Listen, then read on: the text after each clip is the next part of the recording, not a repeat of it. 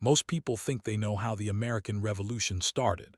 They picture a tyrannical king, a parliament full of arrogant lords taxing a distant people who had no voice in their own government, and a proud colonial population that finally said enough. It's a clean story with a clear villain, King George III, and a clear rallying cry. No taxation without representation. It's the story on the plaques in the textbooks, in the fireworks every 4th of July. But that story is incomplete, and in some important ways, it leaves out exactly the parts that made the revolution possible in the first place. The revolution wasn't simply a moral awakening about liberty.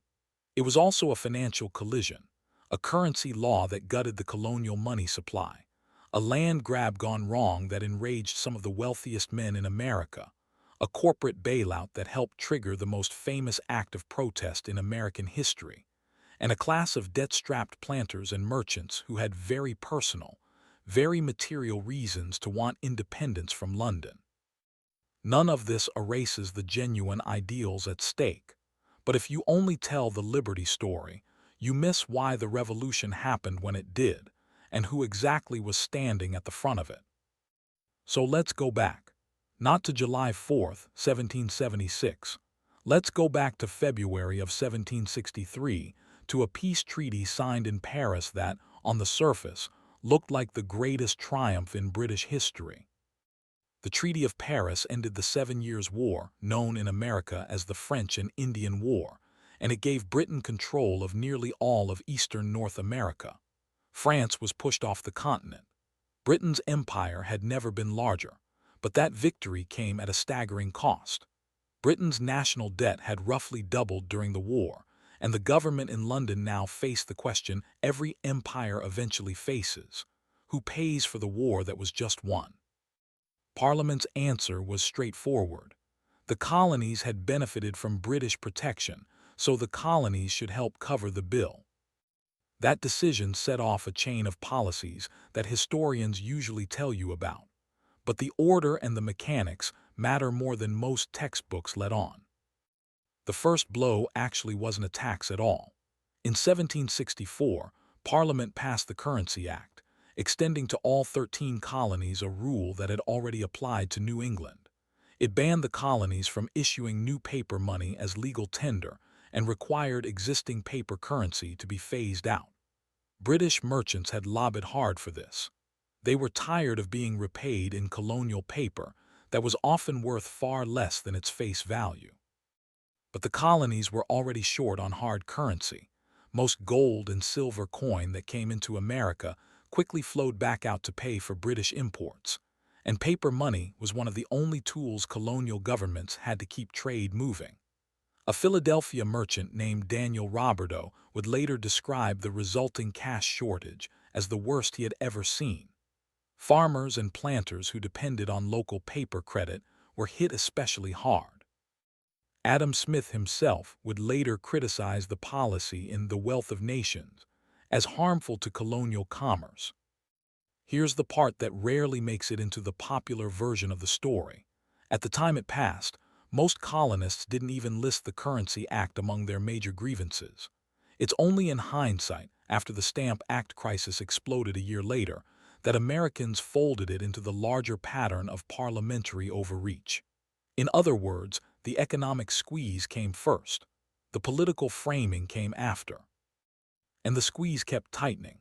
Also in 1764 came the Sugar Act, taxing molasses and other imports. In 1765, Parliament passed the Stamp Act, requiring colonists to buy special stamped paper for legal documents, newspapers, even playing cards. This is the part of the story most people already know: no taxation without representation, and it's true, and it mattered enormously. But it's worth noticing what these taxes were layered on top of. A colonial economy already sliding into a post-war recession, already starved of hard currency, and now newly forbidden from printing its way out of the problem. The political argument about representation was real. It was also landing on people who were already feeling genuinely squeezed financially. Now let's talk about the piece of this story that gets almost no attention at all, and it involves a name you already know very well: George Washington. In October of 1763, just months after the Treaty of Paris, King George III issued the Proclamation of 1763. It drew a line down the spine of the Appalachian Mountains and forbade colonists from settling or even purchasing land anywhere west of it. The stated reason was to stabilize relations with Native American nations and avoid another costly frontier war. But for a specific group of wealthy, politically connected colonists, the proclamation landed like a betrayal. George Washington was, before he was anything else, a land speculator. As a young surveyor, he had learned exactly where the valuable Western land was, and by the early 1760s, he had helped organize the Mississippi Land Company, petitioning the Crown for rights to 2.5 million acres just acquired from France. The Crown said no, and then drew the proclamation line instead. Washington's own landholdings already totaled roughly 15,000 acres by this point, and by his own later admission, he had no intention of stopping. In a private letter to his land agent in 1767, Washington wrote candidly that he expected the proclamation to be lifted eventually, calling it, in his own words, only ever meant as a temporary way to calm native concerns. In the meantime, he instructed his agent to keep acquiring land quietly, advising him to use hunting trips as cover so the true purpose of his surveying wouldn't draw attention. Washington wasn't alone. Benjamin Franklin, Patrick Henry, George Mason, and Thomas Jefferson were all land speculators with Western claims tangled up in the proclamation line. This wasn't a fringe hobby among the founders. It was one of the central economic ambitions of Virginia's planter class. And when the Crown stood between that class and millions of acres of potential wealth, it created exactly the kind of elite resentment that, combined with the tax grievances building in the port cities, gave the independence movement leadership with serious financial skin in the game. It's worth being careful here, though, because this is a place where popular, hidden history retellings sometimes overreach. Some historians have also pointed to the enormous personal debts that Virginia planters, including Washington and Jefferson, owed to British merchants and Scottish trading houses, debts that tightened as tobacco prices sagged through the 1760s and 70s. It's a tempting thread to pull on. But when the Economic History Association surveyed nearly 200 historians and economists back in 1995, the overwhelming majority, over 90% of the economists and roughly three-quarters of the historians, actually rejected the idea that colonial debt to British merchants was one of the most powerful causes of the Revolution. So that particular thread is real, and it was genuinely a source of colonial anxiety, but it's not something historians broadly treat as a major driver of independence. And a good telling of this story should say so plainly rather than oversell it. Land speculation is a very different story, though, and it's much better supported. And it sets up something important. The very men who would go on to lead the Continental Congress and command the Continental Army weren't only debating abstract political philosophy in the 1760s and 70s. Several of them were also nursing very specific, very personal financial grievances against the Crown. Now let's move forward to 1767, when Parliament passed the Townshend Acts, placing new duties on glass, paper, paint, and tea. Colonial boycotts and protests forced Parliament to repeal most of these duties in 1770, all except one. The tax on tea stayed in place, largely as a symbolic assertion that Parliament still had the right to tax the colonies whenever it chose. That single surviving tax would end up mattering more than anyone in London could have predicted. Because in 1773, an entirely different crisis was unfolding 6,000 miles away, in India. The British East India Company, the massive trading corporation that effectively ran British commercial interests across Asia, was on the verge of collapse. It owed the British government roughly £400,000 a year in contractual payments. A famine in Bengal had devastated its revenues. and it was sitting on a staggering 17 million pounds of unsold tea, rotting in London warehouses, in large part because American colonists, furious over the surviving Townshend tea tax, had spent years boycotting legal British tea in favor of tea smuggled in from the Dutch. By 1773, something like 86% of all the tea being consumed in the American colonies was smuggled. So Parliament passed the Tea Act of 1773, and it's worth being direct about what this actually was. It was a corporate bailout. The law let the East India Company ship tea directly to America without paying the usual export duties in Britain, cutting out the London middlemen entirely and letting the company undercut smugglers on price, all while keeping the existing tea tax firmly in place. From London's perspective, it was an elegant solution. Rescue a company too important to fail, undercut the smuggling trade that had been bleeding both the company and the Treasury, and quietly reaffirm Parliament's right to tax the colonies, all in one piece of legislation. From the perspective of a Boston merchant named John Hancock, it looked like something closer to an act of financial warfare. Hancock had built much of his fortune smuggling Dutch tea into Boston, undercutting the taxed British product for years.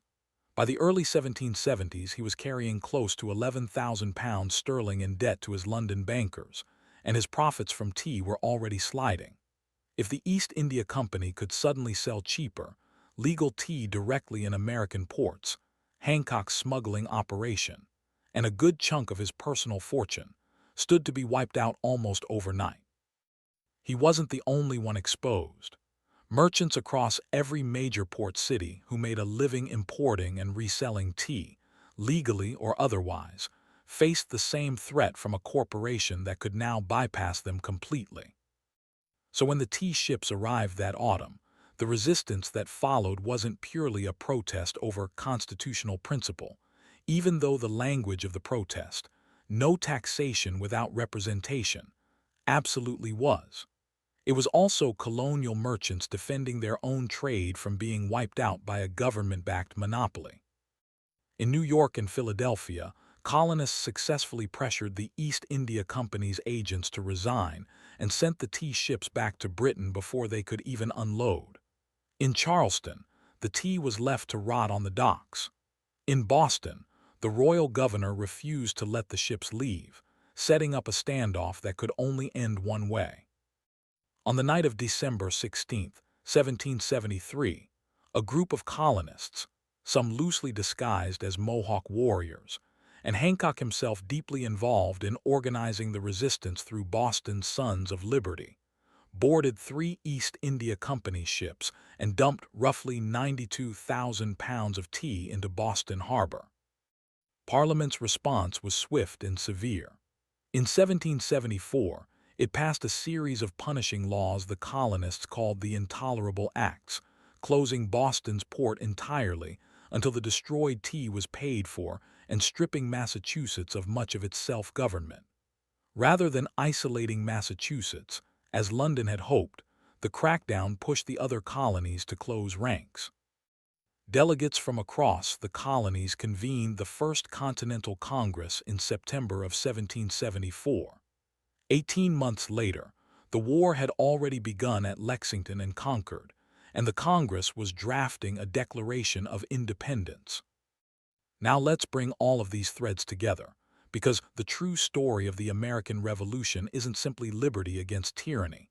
It's liberty and self-interest, tangled together so tightly that separating them is almost impossible.